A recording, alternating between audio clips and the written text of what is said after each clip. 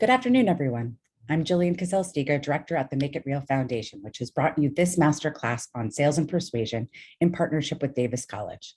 Make It Real enables professionals and industry experts to give back their time and expertise to empower women around the world and to create a pathway to opportunity and career fulfillment. Today's masterclass presenter, Andrew Singer, is a leading expert in today's most discussed energy-related issues.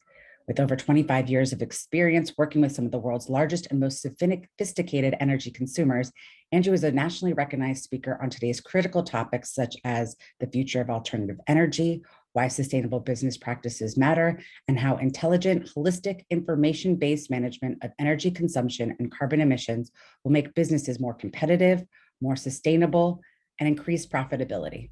Andrew's speaking engagements range from conferences hosted by CFO Magazine to the Edison Electric Institute, Defense Energy Support Center, CERAWeek, and the world's 50 Sustainability 50 event. And without further ado, I'm going to pass today's presentation to Andrew. Thank you, Andrew. Thank you. Good afternoon, everybody. It's morning for me. I just finished my coffee. I am not used to speaking necessarily, or I can't see anybody or hear anything. I'm still not used to all of these, what we have here in the US, what had been the COVID protocols over the last few years. It's nice to see somebody there. Good morning or good afternoon. Can I ask everybody to take their computers just off mute for a second? You don't have to kill your bandwidth if you don't want to for video, but just take it off mute and let's all say good day to each other. So good day, everybody. Good evening from this side. Good morning to you. Thank you. Thank you. Good morning. We are glad to have you. Yes. Thank you so much. It's good to be here. So good afternoon, good morning. Here we are. I wanted to give you just 1 or 2 minutes or a couple of brief pieces on background from me. Hopefully humor is across the world. So I will tell you that Jillian was nice enough to read the introduction that my mother has written for me. So hopefully you enjoyed it. Hopefully mother jokes are something that can be carried across the world and you all understand that. I am currently the vice president of regional sales for a company called Constellation here in the US. It's an energy company. Up until a few weeks ago, we were part of a Fortune 100 company called Exelon. Exelon was a diversified energy company that at the time owned 6 utilities here in the US, which are what we call regulated utilities that provide electricity and gas for customers. Also in the US, we have competitive markets where you can buy gas and electricity from somebody in conjunction with the utility. And you're all in college, so it's a construct that creates competition here in the market. I've been doing that for about 25 years.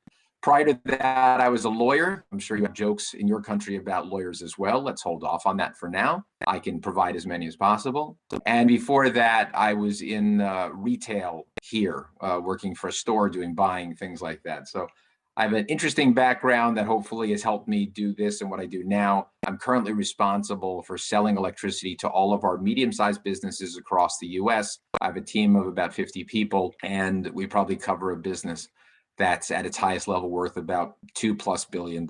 So it's a lot of fun, a lot of responsibility. I'm enjoying it. If you can all look at the first slide we have here, we're doing a master class here in sales and persuasion. Hopefully I will sell you on the fact that I am persuading you to do something. What I'd like to start off with first is just a quick little story, give you an idea of what we're jumping into. So my wife and I are blessed with 5 children. The youngest is now 16. The oldest is, I think, 27. Have a few grandchildren out there as well. I know I look too young to have grandchildren, but you know, that's how it goes. With that said, though, I was walking around the house once many, many years ago when my 16-year-old was back probably about 5 years old. It was just the 2 of us in the house on a Sunday morning. We don't work here in the US on a Sunday.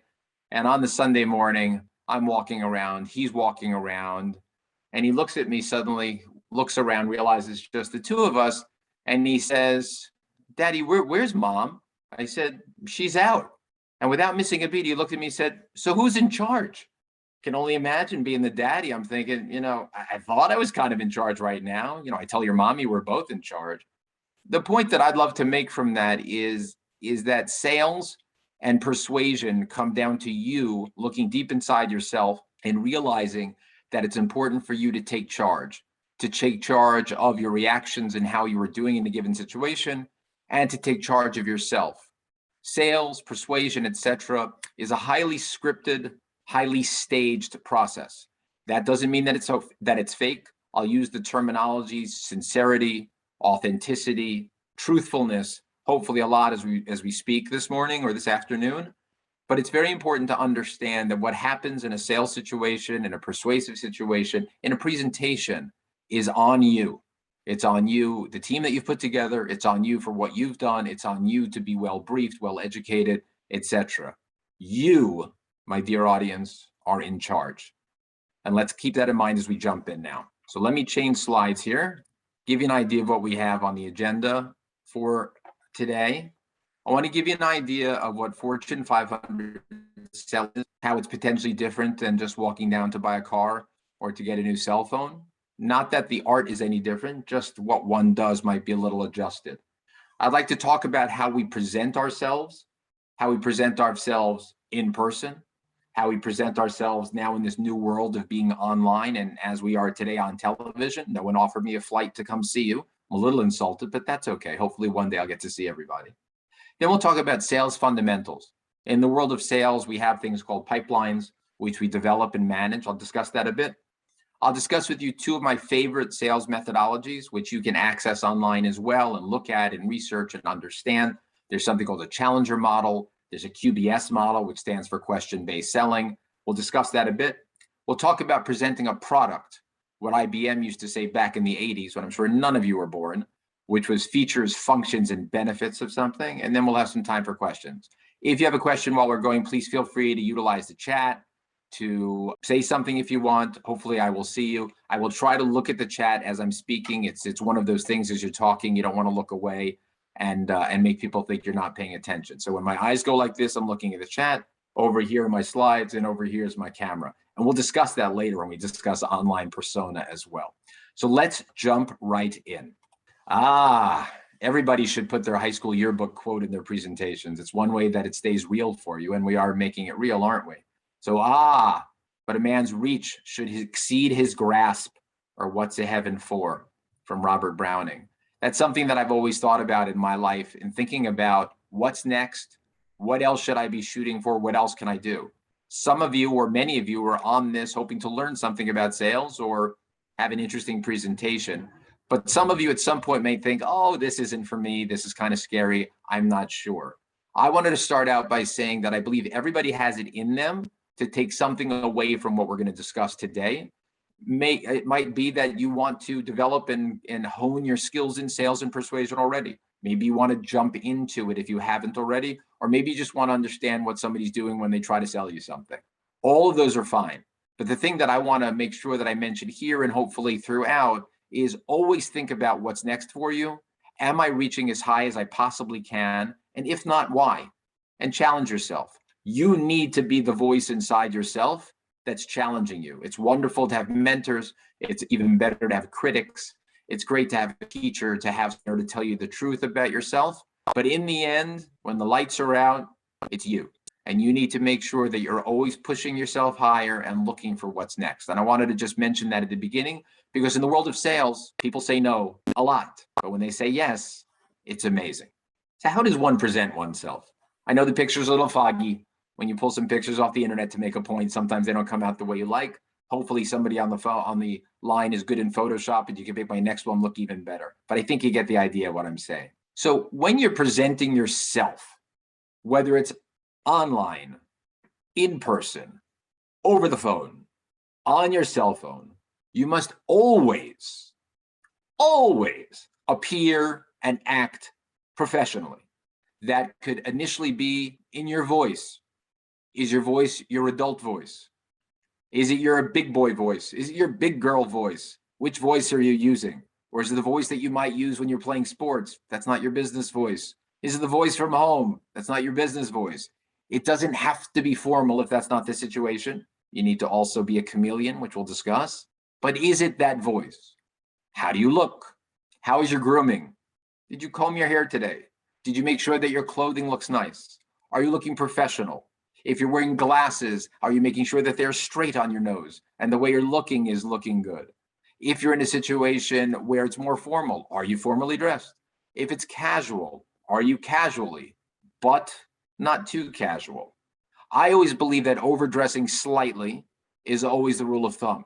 Here in the US, probably about 20 years ago, everybody got all crazy about casual day at the office, and then business casual, which meant that you saw a bunch of men walking around in khakis and pleats and looking as if they were going to go bowling. And women might have had on more denim than they might have had in the office. All of that was interesting. But to us old people in the office, it didn't necessarily connote a level of professionalism. Somewhere in the middle is probably where business dress is now. Obviously, there are cultural norms depending on where you're based in the US, in other countries, etc. But as a general rule, you always want to look a little more formal than the people that you're speaking with. It connotes a high level of professionalism, and you can always apologize for being too well dressed. It's harder to apologize for not being well dressed at all. And I know it sounds very basic and it seems like something from our parents' era, but it's important to look and act professionally at all times. And if you're not sure if you are, when you're speaking to your friends and they say, "Whoa, are you in the office now?" You'll know you have the right voice. That's the professional voice. The one when you're listening to somebody else on the phone, you're like, "Ooh, what just happened to their voice there?" Now, remember, you also need to always be respectful. This is in no way suggesting that people are disrespectful. It means that you are hypersensitive to not interrupting. I'm presenting right now, but normally if I was selling, I wouldn't be speaking at all. I'd be listening. Your strongest tool in sales and in persuasion are your ears. You have to listen. We say in the sales biz, you listen to the prospect close themselves, or you hear their objections, or you're hearing them say no, which is also valuable to some extent because it means you could cross it off your list, which we'll look at in pipelines later on. See somebody put something in the chat. Sometimes persuading people to do something is so hard because you want to put themselves in your shoes. What are the specialty to persuade someone? We'll talk about that. But in general, persuading is being well informed, knowing what the other person thinks is important and is important to them, and making the discussion about them. There are no tricks. There are no special things that you say. It's the combination of listening and being well prepared. And part of being well prepared, and thank you for the question, and what we say here is the softball, which is listening allows you to hear what the person needs you to say and what you want to tell them. That's part of being respectful. Being well prepared is part of being respectful. If you have a meeting with Coca-Cola and you walk in and you know nothing about the beverage business, you know nothing about their locations, you know nothing about the industry itself, you're not being respectful. If you have not connected with the person you're meeting with on LinkedIn, potentially, if you have not read their biography, if it's placed somewhere online, if you don't know things about them, their education, or the team you're meeting with, that's not necessarily being respectful. You as the salesperson need to be hyper aware and prepared for what they're doing. This is also true in interview situations. As an aside, it's one of my loves is coaching people for interviews. It is your job to be as prepared as possible. In the US, I also have helped people or tried to help people for graduate school interviews. So a lot of people are applying to medical school, let's say, and they'll have an interview in the process. Let's say they're applying to a well-known university. I'll suddenly say to them, insert the name of the animal or whatever it is what they have for their sports, if you will. Like one of the teams here, University of Maryland, are the Terrapins, which is a turtle. So I'll say to somebody, he said, "Well, talk to me about terrapins." What? Or do you know what their mascot is? What? Why is that important? Well, you're applying to the university. What if it comes up? What if you see a big golden turtle on the person's desk and you say, "What's that?" You're now differentiating yourself from somebody else who's better prepared. The same thing is when you walk in to speak to someone in a sales process. You need to be well prepared. If somebody is at Coca-Cola and you know they came up the ranks in General Electric and they have things all around about General Electric and you're saying, "Hey, what's with all the General Electric stuff?" You've just insulted them without realizing it. You should recognize that they were a well-known executive at General Electric prior. That's why they have things in their office. That's part of respect. The next thing is listen, which we discussed. The actual number, there's a number, is in a given hour, you should be listening 82% of the time. If you're speaking more than 18%, very scientific, mostly scientific, If you're speaking more than 18% of the time in a given hour in a sales situation, there's a good chance you're not going to make a sale. That's a special technique to address the question that I saw in the chat. You need to listen. You need to learn how to not speak. People will tell you if you're a good chatter, or if you're a good speaker, or if you talk a lot, oh, you'll be great in sales. Or your parents will say you should be a lawyer or a solicitor or a barrister. I'm not sure the term that you have. And you're thinking, whoa, because I chat so much? In sales, you have to have a good set of ears. You have to hear everything that's going on and understand what's happening. And then finally, what I would tell you is to be in the zone. Being in the zone means, what's your favorite thing in life? What makes you feel good? Is it a sport? Is it being with certain people? Is it being with family, friends in a certain situation? Is there a view that you love and it makes you feel good when you see it? Whatever it is that makes you feel that certain something well up in your heart, and it gives you a smile, and you're on, if you will. You're on. My youngest son plays hockey here in the US. And when he's on the ice and he's skating fast, he's on. And I would tell him to capture that feeling, capture it in a bottle, and say to yourself, that's my zone. And when I'm in a sales situation or in an interview situation or trying to persuade somebody of something, I need to be on. I just finished my cup of coffee, if you haven't noticed, before I got on this call. I'm on. Because I want to be able to give you the best possible presentation I can. And if I'm like this, or if I'm somewhere else, I'm not doing that. So you have to be in the zone. Let's move on. Now, in person, what are the dynamics of a meeting when you go to meet with somebody? We talked about being respectful. You need to know who the people are in a meeting. You need to know who the people are that you've brought into a meeting. I'll mention later, but I'll mention it now. A famous sales trainer said that the best salespeople in the world are psychiatrists directing a Broadway play. Psychiatrists, because they understand people. They know what's going on. Directing.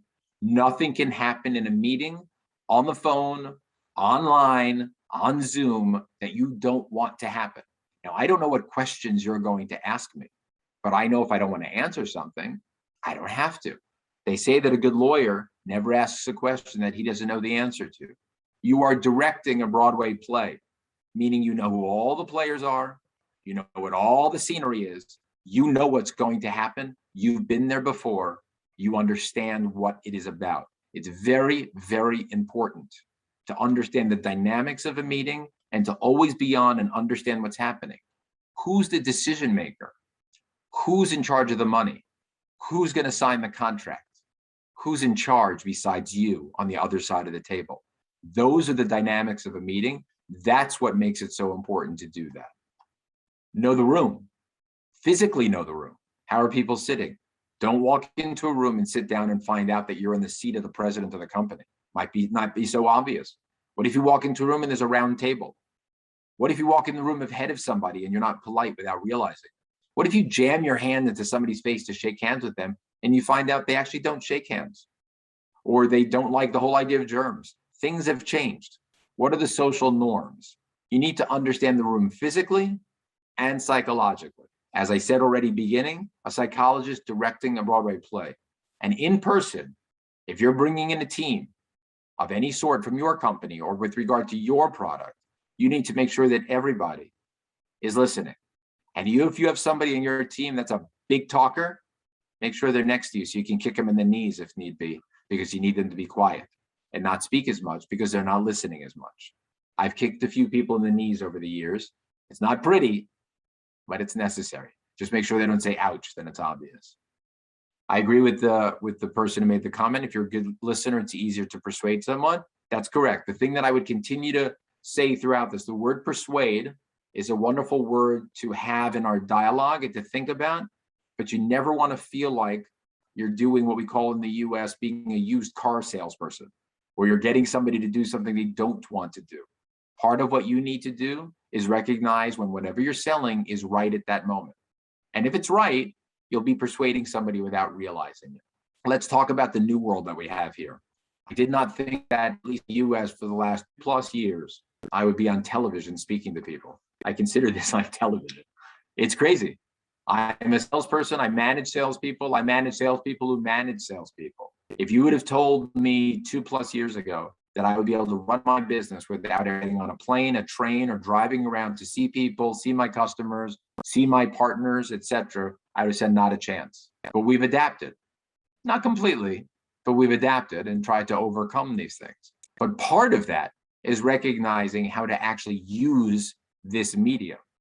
So it used to be just you had the phone. So on a phone, we used to tell people, dial and smile. If you're on the phone and you're smiling, your voice actually sounds a lot better than if it's not. You try it as a thing for yourself. Most of the telemarketing houses in the world that are good, you will see next to everybody's computer and phone a mirror. And they will tell you, smile and dial. It changes the way your voice sounds. Now, are people going to hang up on you? Yeah, most of the time. But if you're not smiling, dialing, it's not going to happen. Now, when you're online like this, you need to make sure that you're aware of things. Like right now, I'm looking at the screen, I'm seeing nice people that are staring back at me, which is great. But if I was really trying hard, in most situations, I would go like this. Now, this is weird because I'm looking directly into the camera. So hopefully it looks like I'm making eye contact with you. But for me, it's a little off-putting because I can't see all of my information. I have a very good friend that has a brand new company, a startup, and he's speaking to potential investors all the time. His son, who's a technical geek and genius, set everything up for him so that all the angles are correct. So no matter what he's doing, he appears to be looking directly at you. If I were Bill Gates or something, or whoever's running things now, you can take my idea if you want. It's $1 million idea. I would put the camera in the computer in the middle of the screen, and it would follow your voice. I'm sure they exist and I just don't know about it, or one of you has to come fix my camera for me. But this is the best angle I got at the moment. But that's really important.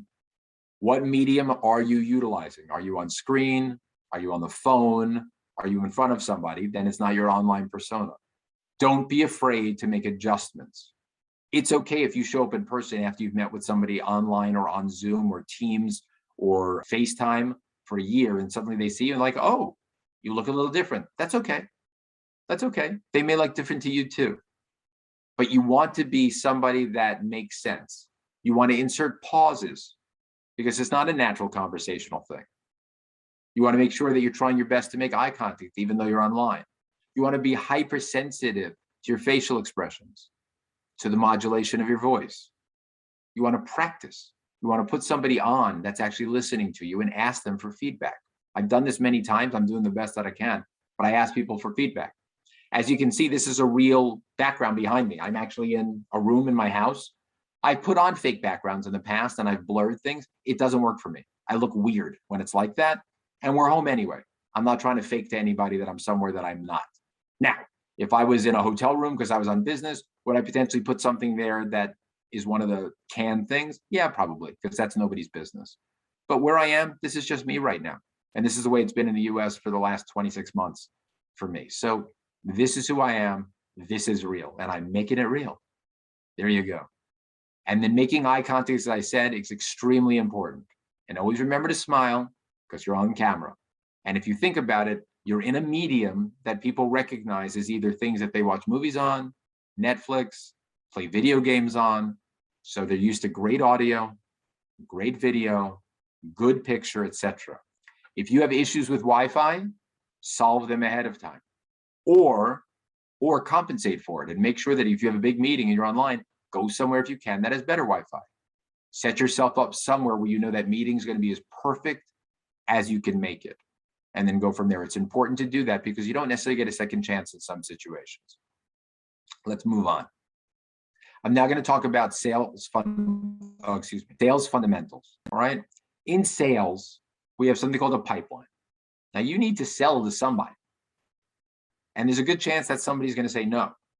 So if you spend your whole year trying to sell one thing to one company and they say no, you didn't have a very good year. And if somebody's paying you on commission instead of on salary or a bonus or something like that, you might not make any money that year. So you need to basically do what we call in the sales biz. You need to create some leads, and you need to turn those leads into prospects, and you need to turn those prospects into customers. Now, one might think that sales is a math game. And I would tell you it is a bit.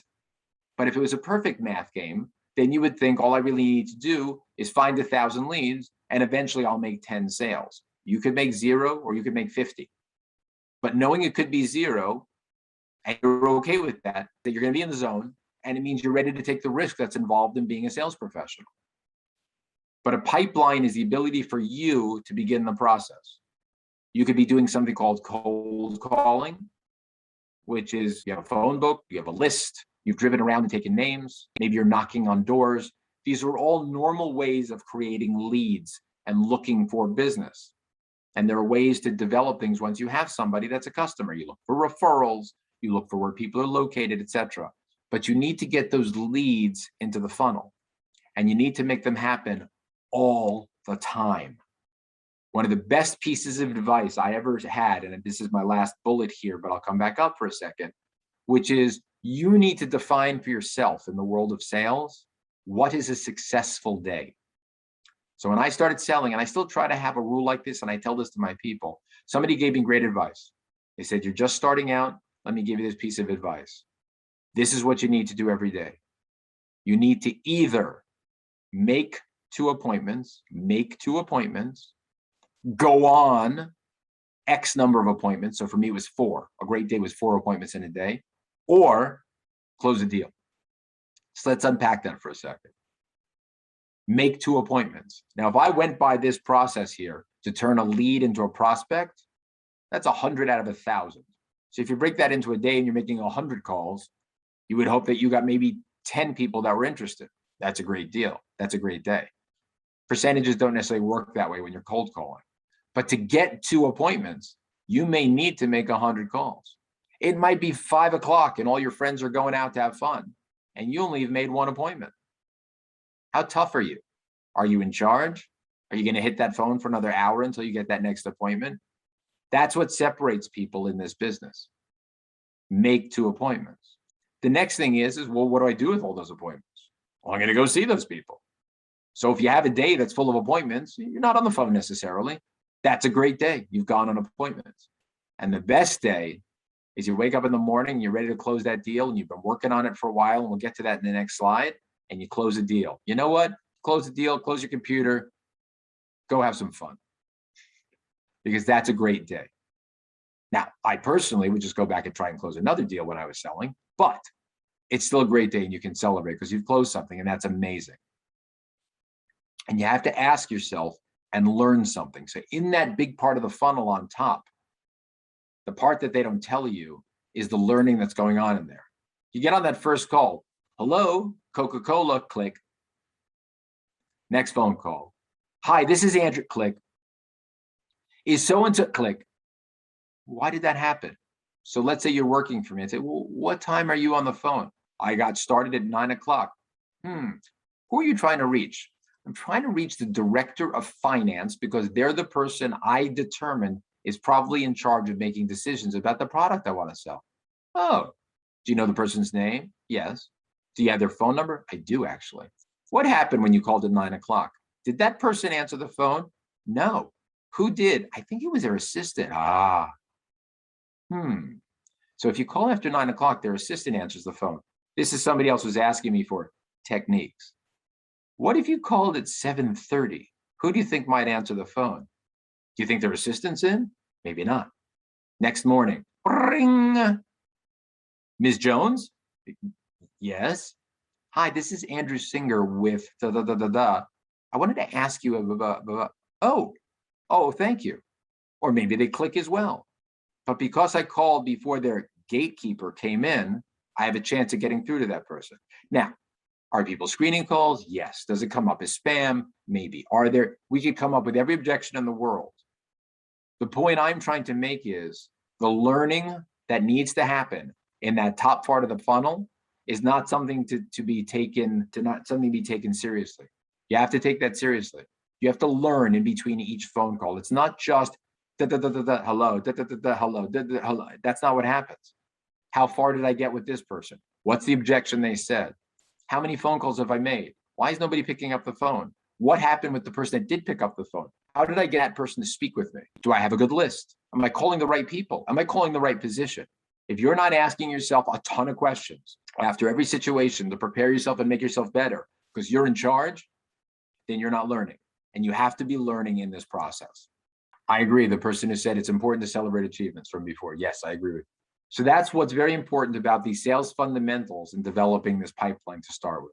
Now, this is a way of looking at what happens in the pipeline. This is just kind of taking a macro view of what's going on inside that funnel. So you have to qualify what you have, meaning are these good leads or not, and what's going to happen. So a lot of people think about things the way that it's laid out here, which is somebody's a suspect first. Not sure, I think it could be business.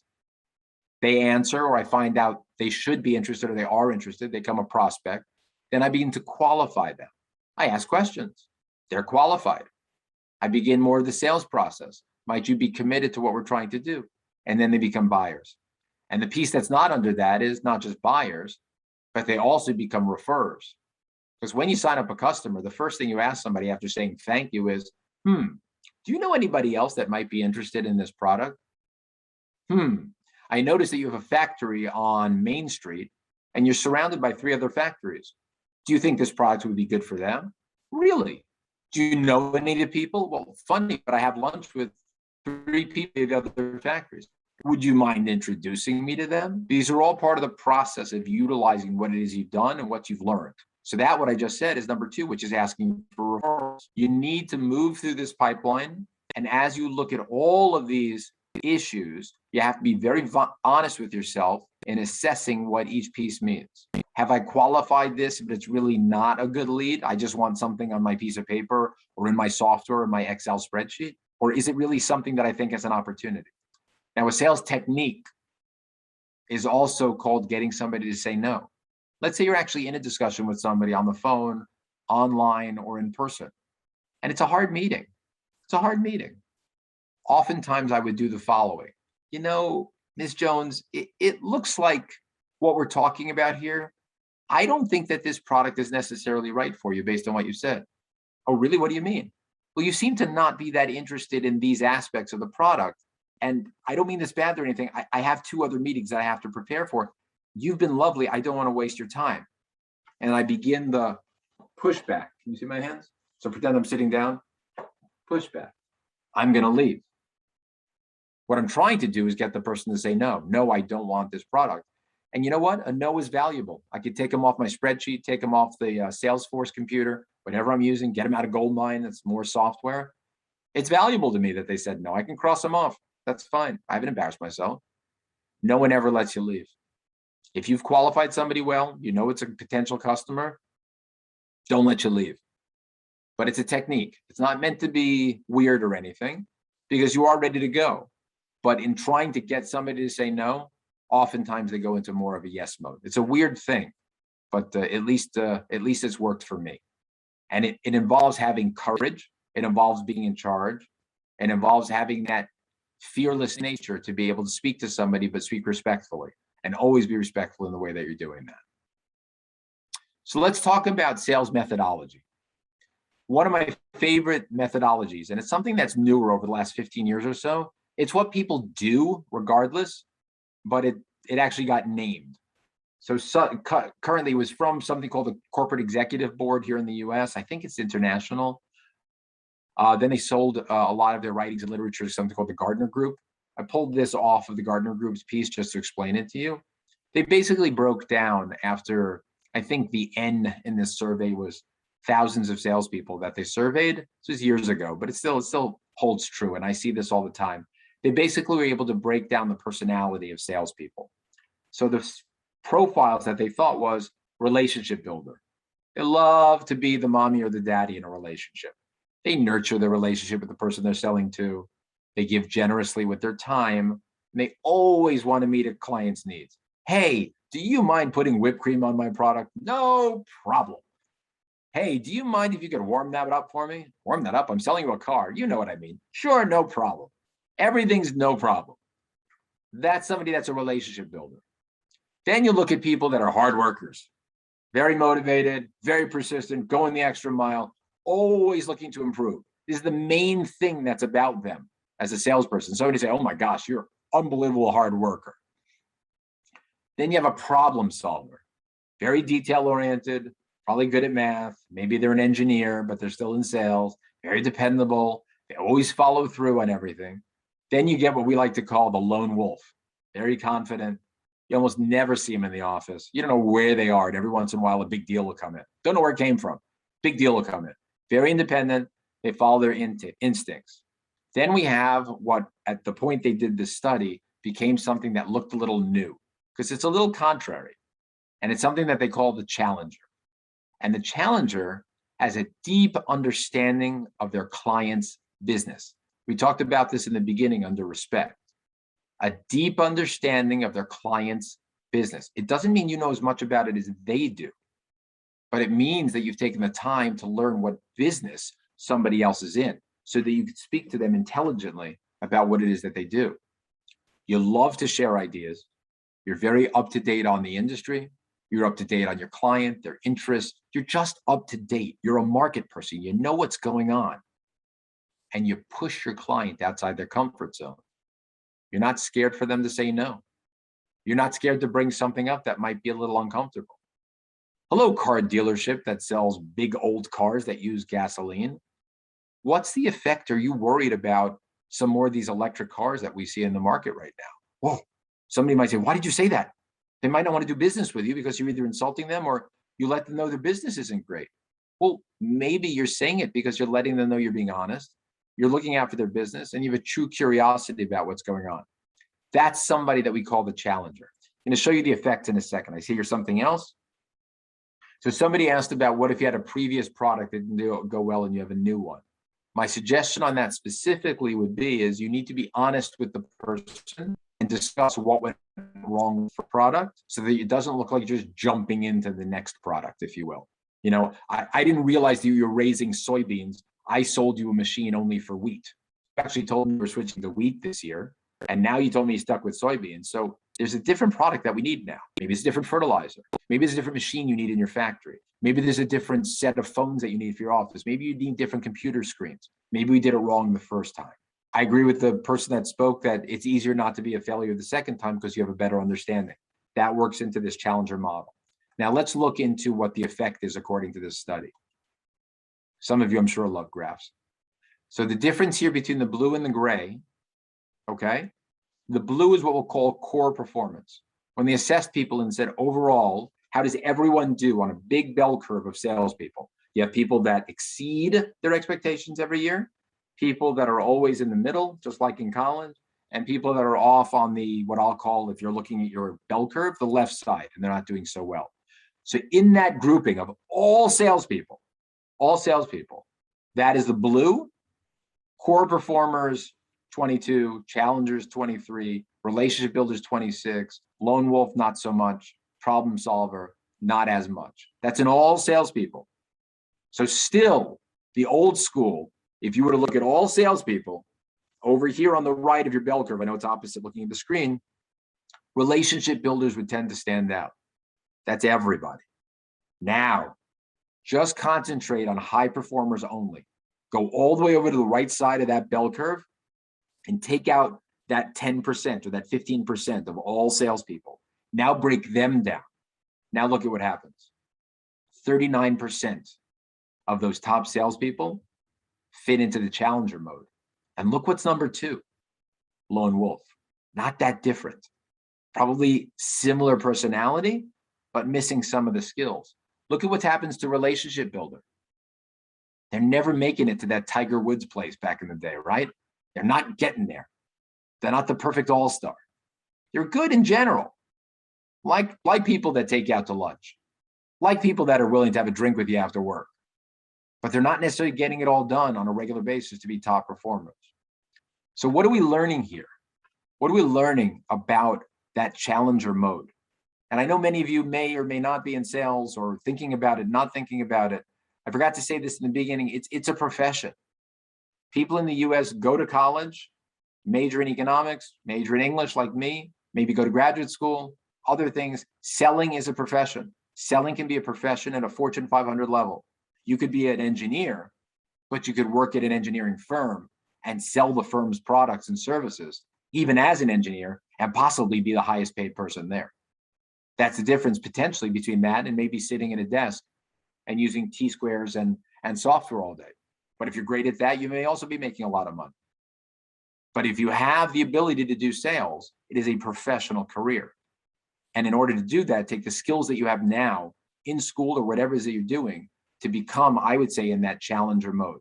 This is one methodology around sales, which I like very much, which I speak to my team about all the time. One other sales training, and you can look all of this up. This is all available online. I'm not hiding where it's from or anything, and I would never do that. So you can go online and look at these things. You could buy a book. You could look at some papers on it. You go into Google and you hit Challenger Sales, you will get thousands of hits, as well as books that you can buy that they've written. The same with this. So I was lucky enough to have been in this training group with this Tom Fries, who wrote this book, QBS, Question-Based Selling. He has about 5 or 6 books. They're excellent. Now, if you don't know anything about it, you would assume, oh, I walk into a sales meeting and I just start asking questions. Not exactly. What it's really telling you is by, if you look in the top thing here, he calls it conversational layering. I'll just top level stuff here. You're creating curiosity about what you do. You're making yourself appear to be credible. Remember, we talked about respect. You're expanding a relationship by that credibility. You understand what their needs are. You're qualifying the person better. Then you're coming up with the solutions based on everything you've listened to. And then you get what they call in the sales business commitment, contract, the close, if you will.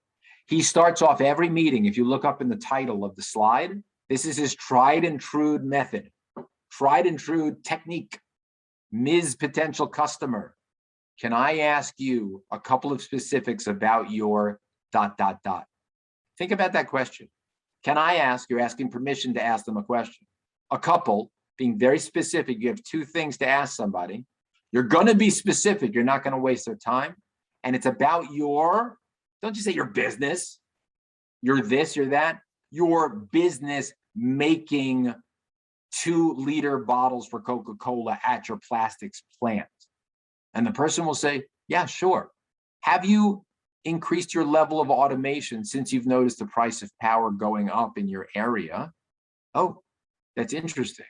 Have you considered putting your own standalone power generator to keep costs down and be able to make it through blackout periods or high price periods?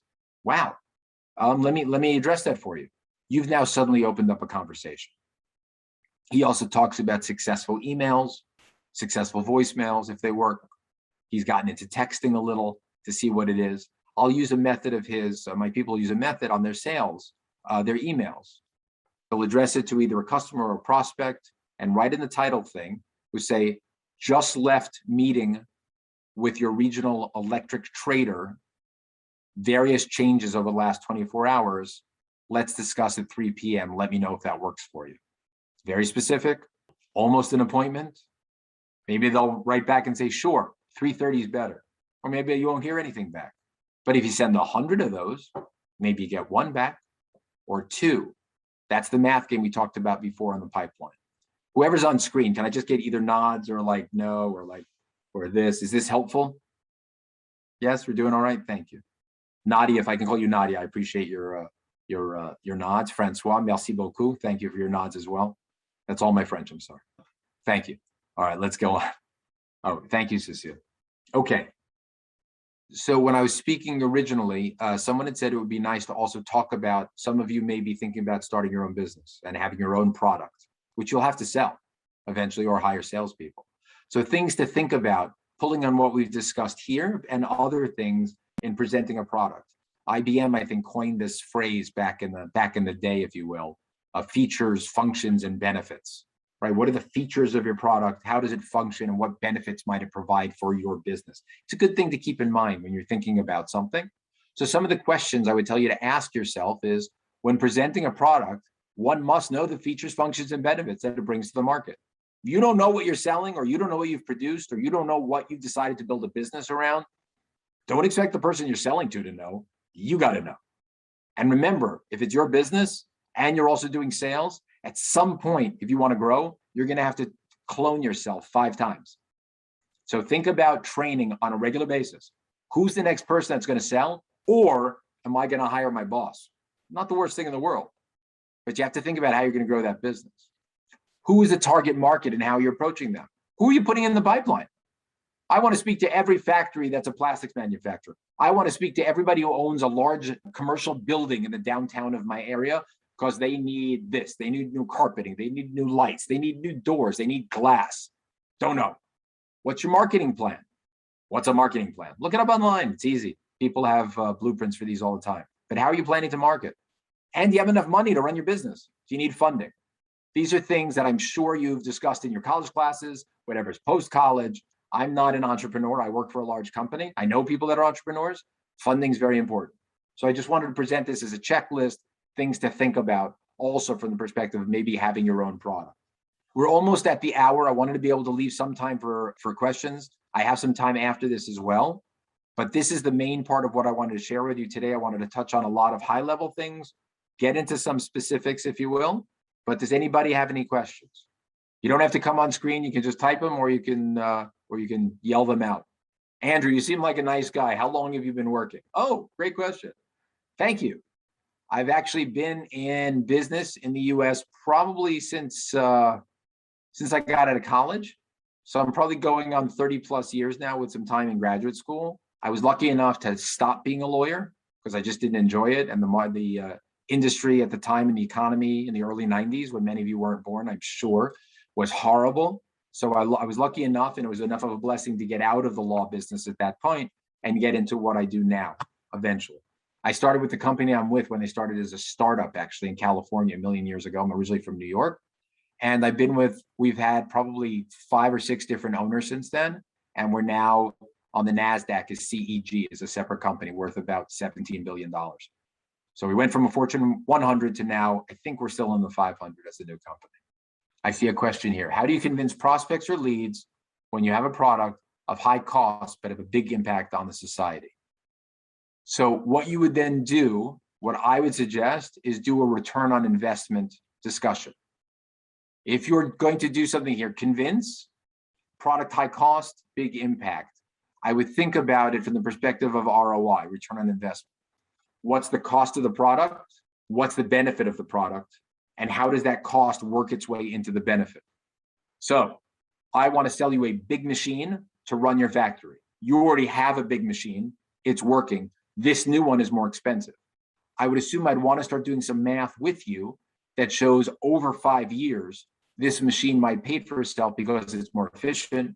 Maybe it uses electricity more efficiently. Maybe it's able to be hooked up to solar panels, wind panels. Maybe it works on hydrogen. Different ways for it to run. That's one way to look at it. It only requires 1 worker to run it. Your old machine requires 50 workers. I don't want anybody to lose their job, but you can repurpose those 50 people to do something else. That's potential savings for you. You're going to now make a product that's brand new looking. It looks different. It smells different. It's brand new, not like the old machine. I want to show you how that works as well. I hope that's helpful. As a sales and marketing officer, this really helps. Oh, thank you. Thank you. Hi, Andrea. It looked like during the presentation, a number of folks had questions about rebounding from maybe a setback or from a failure, or initiating a contact that maybe you had said no previously. Could you talk a little bit Sure. more about that kind of rebound? Sure. On a rebound or where something hadn't gone well before, you want to make sure that you have a very good understanding as to why something didn't go well. I would call it a legitimate no versus an illegitimate no. A legitimate no is you were trying to sell a surfboard to an Eskimo. Well, that Eskimo is probably not going surfing out in the middle of the tundra or on the North Pole because there really are no waves and there's a lot of ice. But you didn't realize that. You thought maybe they would use it for fishing or for exercise. Not really good. But if you built a relationship with that person who lives up on the North Pole, I'm using an extreme example, you might have found out that they have a need for different building materials. They actually are quite interested in solar power and getting more efficient solar power. So depending on what you're selling and what you're doing, you may rebound by changing the product, looking at things differently with them, or asking them for a referral within their business network. They may be best friends with somebody that needs your product that lives in a place where your product is better. Just because they're there doesn't mean that they can't do something. So there are various ways to look at it, but the successful rebound is based on the relationship that you built, how well you listened, and your understanding of what their needs are, and realizing you couldn't fulfill their needs initially, but in the rebound, you may be able to fulfill their needs or they may be able to be still a referral to you even though they didn't buy something. I hope that's helpful. I see somebody with their hand up. Okay, thank you so much. I'm Patrick, and I'm doing business management and entrepreneurship. And I would like to know, how would you be persuasive in sales? How would I be persuasive in sales? Yes. Yes, a great question, Patrick. I think if I had to sum it up to be the best from a persuasive perspective, I would be working my way towards becoming an expert in the area that I am selling. Hopefully many of you are familiar with Malcolm Gladwell. He's written great books, Outliers, Blink, etc. In one of his books, I forget which one it is, it may be Outliers, he talks about 10,000 hours. And his 10,000 hours, he traces through various professions, musicians, etc. And he calls that the minimum requirement for expertise. So many of you are very young on the phone, on the meeting right now, but over time, you will begin to find what your chosen field is in life. And before you realize it, you will find yourself being an expert in that area.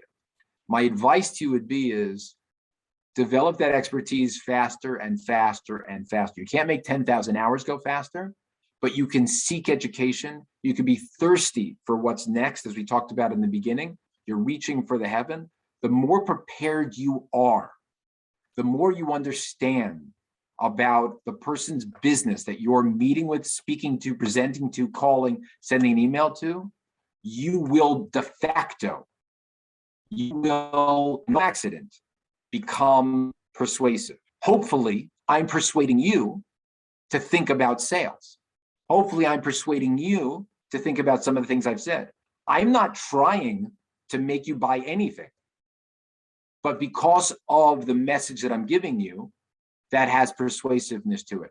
Patrick, that's how I would think about it.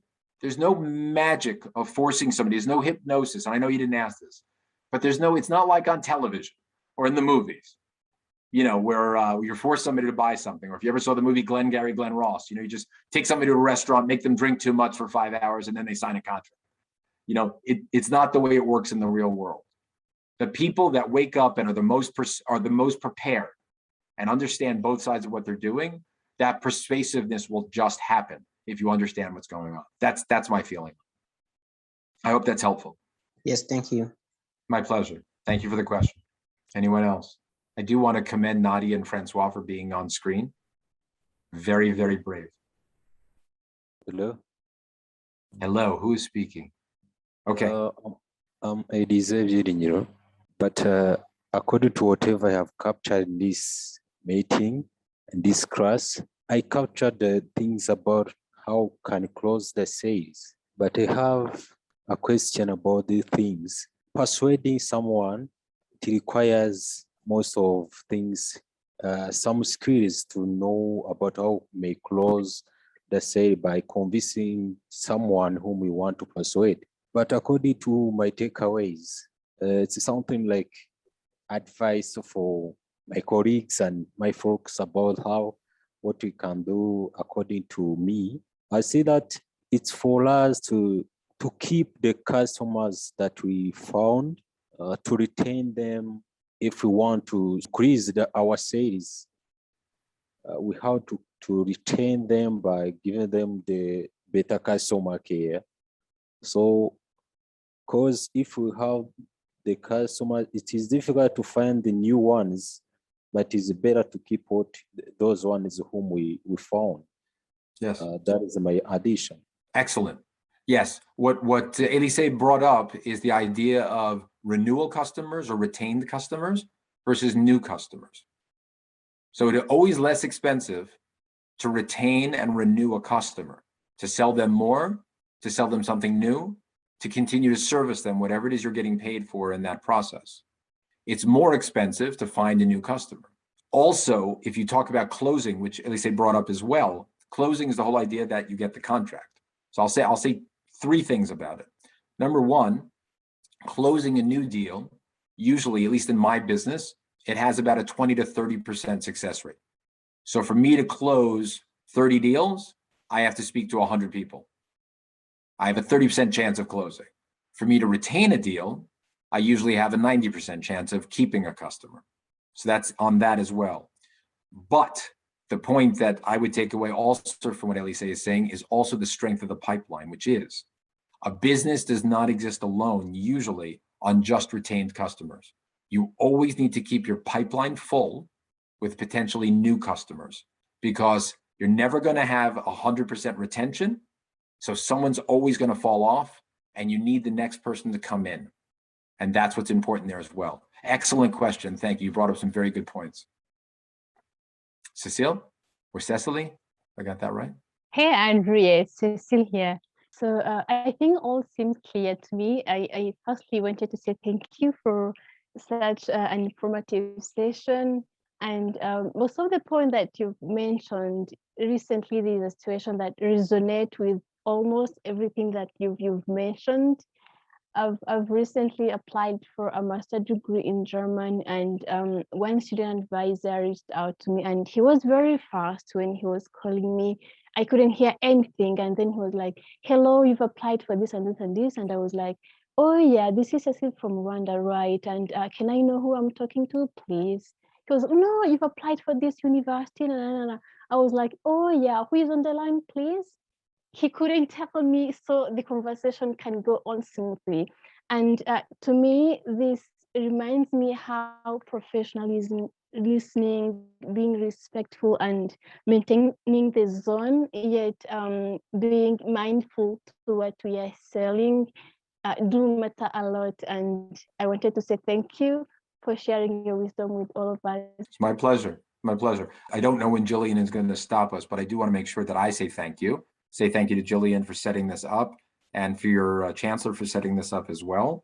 This is a pleasure for me to do. I also want to, Jillian already knows this, but the offer exists. If anybody has separate questions, please, however it is you would get in touch, please feel free to do that. If any of you are on LinkedIn, I'm on LinkedIn under Andrew Singer. Feel free to connect with me there as well. If you have a separate question or just want to connect and be connected from a business perspective, it's my pleasure. So if I could help any of you in any way beyond this, it would be my pleasure. I love doing that. I'd love to be able to help in any way that I can. So, please let me know. But thank you for having me. If anybody has any other questions, I have a few minutes, so just let me know. But Jillian, I thank you. Yes. Yeah, thank you, Andrew. Maybe you can share with us the recording later on, maybe at your convenience as well. I think Jillian has that. Yes, okay, everyone, perfect. we're going to make sure that the recording is available. And also, Andrew, if you are willing, we would love to also share the slides with the group so that they can refer to them. I will send them to you as soon as we're done. Great. And it looks like we do have another question in the chat about substitute products and convincing customers to shift from a product that I guess they consider reliable and known to them to your product. Right. So from one product to another, it's once again similar to the answer before, is you need to do the work for the customer. In advanced selling, we do something called people's brain colors. And what I mean by that is that great salespeople are able to assess, as we talked about, remember a psychiatrist? They can assess who people are. So Jillian is an attorney. So I know that Jillian is probably a highly detail-oriented person.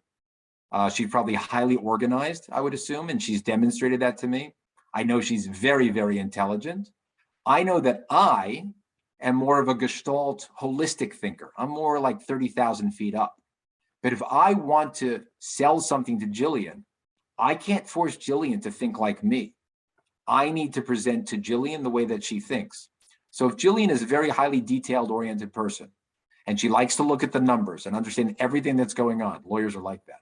At least I was, but that's why I'm not practicing anymore. So let's say Jillian already has a product. I want her to switch products. I need to find out why Jillian likes the product she has. What changes does she wish the product could have? Then begin the process of connecting on paper, on slides, with numbers, pointing out in an Excel spreadsheet exactly where over a 3.2-year period, Jillian would experience cost savings with a superior product that actually pays for itself, hypothetically, over this period of time. But if I just made a speech to Jillian about, hey, everybody that has old products, you need to buy new products, because new products make you feel better, and you'll probably save some money, and everything will be good and wonderful, she'll walk away like, who was that guy? Or maybe, maybe I should change something. What, where, who, how? But if I'm showing her information and I'm in her brain color, which in our thing would actually be very, very blue and a bit of green, then I would be able to at least present something respectfully to her that's in her flavor, in her color, if you will, and is in the language she speaks. That's why great salespeople are psychiatrists directing a Broadway play. I'm trying to persuade her of something. I have made the adjustment. I am a chameleon. Let's say Jillian and I, we thought the exact same way. We're both math geeks, right? What are the chances that I'm going to be able to sell another geek something? I'm going to go into the meeting thinking, of course you're going to buy this. It's perfect. And Jillian's going to be like, you haven't explained anything to me because you're a math geek. You don't understand what's going on. There's nothing wrong with being a math geek. Some of them are brilliant and make a ton of money. Great. But if you can't make that magic in a sales meeting, if you can't create a symphony in that sales meeting, then you have cacophony. You have noise. You have nothing. You need to create a concert in that conversation. So going back to taking an old product for a new product, I need to make sure I'm speaking Jillian's language. I need to make sure I'm showing Jillian or discussing with her what she needs to hear in the language she understands, and then allow those dots to connect themselves. And to get back on what Elise said before, there is a way of closing. The main way of closing a deal is asking at some point for the deal. Some people may be great salespeople, but they never get a deal to close. And it's the most simple thing in the world. They'll finish this whole speech and then, thanks. I'm saying, hey, Jillian, how did I do? Was this a good presentation? You can answer, Jillian. Jillian says thumbs up. Great. Jillian, would you have me back? Yes, definitely have you back. Can I charge you $500,000 for my next presentation? We'll See, get back to you. See, I didn't close the whole deal. But you can't be afraid to ask for the deal. Back in the 50s, there's a guy named Zig Ziglar who wrote books on sales. So if you've ever seen old American movies, it's exactly what you think. And the title of his thing was ABC, Always Be Closing. Now, it feels really old, but if you're a great salesperson, you need to always at the end ask for the deal, but you need to know when to ask for the deal. Jillian, I noticed that you noticed what our new product is able to do and you agreed with the numbers. Is that correct? Yes. We talked about the funding that your company has. Is that correct? Yes. Were there any other issues that you had that were a problem with our product and presentation? No. Is there anybody else you need to speak to in your company about this? No. Jillian, do you still have the budget to buy this product? Yes. Jillian, are you able to sign this contract or do you have to take it to your boss? No, actually, I can sign the contract, Andrew. It's within my my authority. Excellent. Jillian, do we have a deal here? Why, yes, we do, Andrew. Ah! But that you have to be able to take that process. Now, so one of you is thinking right now, what if Jillian said, no, actually, I still have a problem with something. That's a negotiation class. That's separate. All right. What if Jillian said to me, Andrew, there is just one thing. What is that, Jillian? You said the product costs $500,000. My limitation on my budget this year is actually $455,000. Can we do $450,000? Now, the untrained salesperson is going to say, oh, sure, no problem. The trained salesperson is going to say, let's stop for a second. Thank you for sharing that with me. Jillian, what you've just said is, we basically have a deal except for one thing. And that one thing is a difference of $50,000. Is that correct? Yes. Is it 50 or is it 30 or 40? No, Andrew, it's actually 50 on the dot. Okay. If I go back to my boss and I get a discount and I get us to 450, I'm going to my boss and I call you in 3 hours and tell you it's at 450. Do we have a deal then? Yes, that's called a soft close. I just said if, then, a Boolean for you math people, right? If, then, it's called a soft close. Bring, Jillian, it's Andrew. Hey, my boss said we can do 455. I told him I will take a hit on what I make from this deal to get it to 450. He said, fine. Can I send the papers over? Do we have a deal? And then it's up to Jillian to say yes or no. If she says no, I'm going to become my mother and make her feel very guilty. If she says yes, she can't see me jumping up and down. I hope that's helpful. Mr. Andrew wanted to define many things in ABC, or you may take it as 1, 2, 3. Okay, I don't know what that means. All right, I'm not sure if I understand that or if I'm saying it. I think he's hoping to, sorry to jump in here. I think he's hoping to, for clarification on what always be closing stands for. Always be closing, yes. ABC. Yes, All exactly. right. And I think, you know, we've come to our hour, a little bit over our hour at this point, and I want to be respectful of our fantastic presenters' time. You've given us so much information. This has been so engaging, Andrew. We're very, very grateful. And I know that you've already offered up to the audience to contact you directly if they have any additional questions. So certainly, folks, please take advantage of that, because Andrew is obviously a fantastic resource. We want to thank you from the Make It Real Foundation. I'm sure, Nadia, if you'd like to jump in, we also want to thank Nadia for her work in putting this together as well, and for everyone who has joined us today. And without further ado, I'm going to close this session and make sure that all of you get the slides and a recording. And again, Andrew, thank you very much. We hope that you join us My again pleasure. with additional content and jokes.